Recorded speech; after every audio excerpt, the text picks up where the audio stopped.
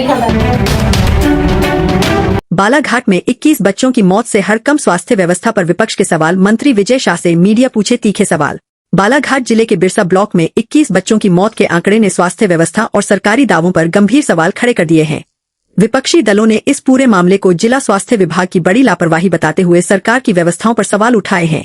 इसी मुद्दे को लेकर राघव दर्पण एवं एक्सप्रेस जनसेवा न्यूज के चीफ रिपोर्टर सुनील गोसर ने मंत्री विजय शाह से सवाल किए। सवाल सीधे थे, आखिर जिन परिवारों ने अपने बच्चों को खोया उन्हें सरकार की ओर से अब तक क्या राहत मिली? मृतक बच्चों के परिवारों को सरकारी योजनाओं का लाभ कब मिलेगा?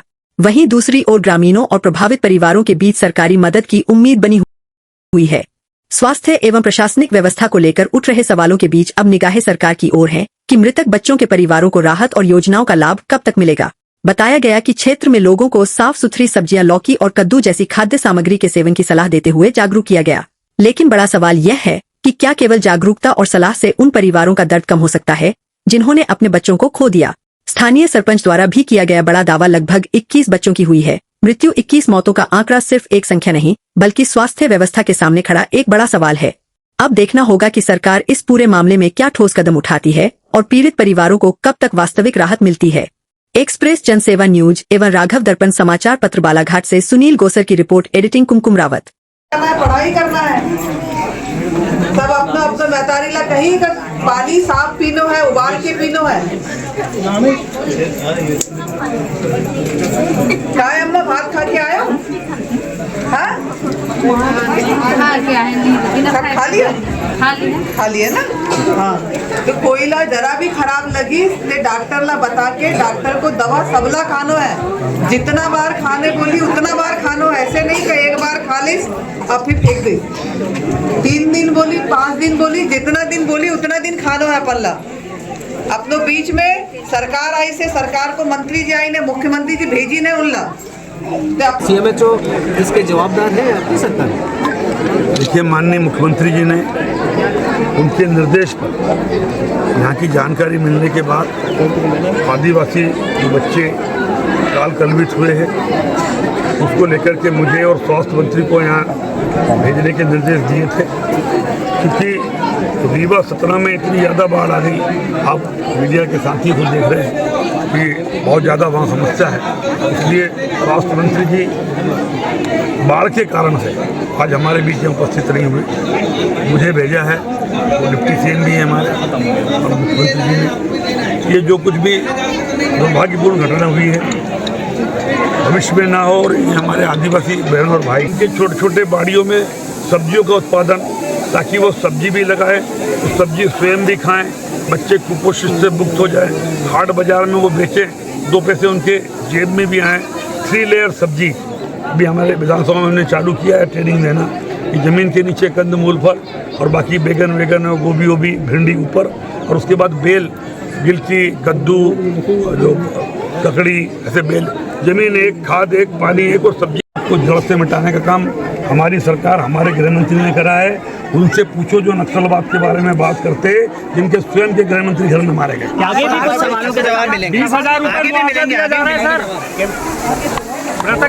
विजय शाह जी थे, वर्तमान सरकार के मंत्री हैं और आज कई सवालों के जवाब वो ठीक से नहीं दे पाए।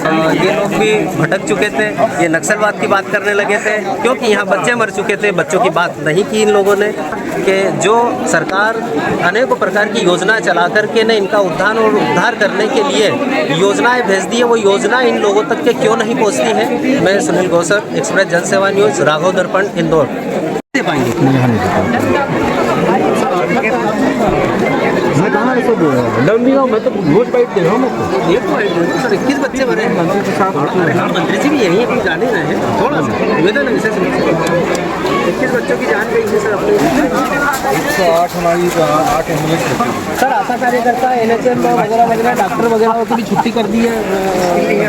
यहीं के लोगों ने बताया ऐसा कि जब से 2024 में डॉक्टर उपलेश जी आए हैं उन्होंने यहाँ की आशा कार्यकर्ता और NHM वगैरह हटा दिया गया है। ANM यहाँ पे है सिंगुड्डा में। आशा भी जो है बंदाई की आशा की डेथ हो चुकी है, इसलिए वो नया आशा का चयन नहीं होगा।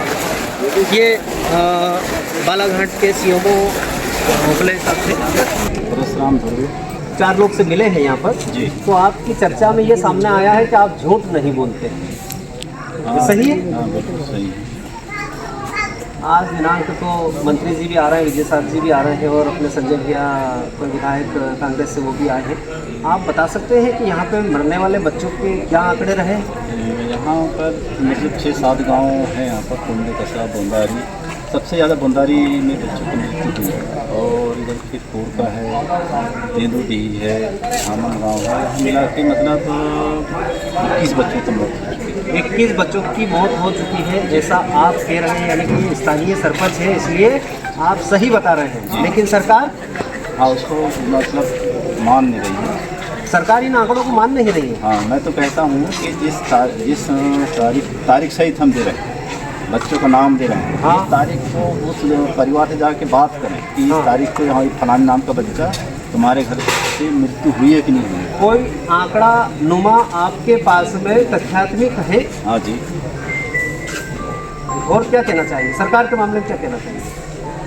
आप तो सर इनको सही समय में टीका लगाया जाता है, सही समय में इनका मलेरिया का वो जो छिड़काव होता है वो 5-6 साल से बंद है। छिड़काव सही समय पे इलाज मिल जाता तो ये 21 बच्चों की मृत्यु नहीं हो रही।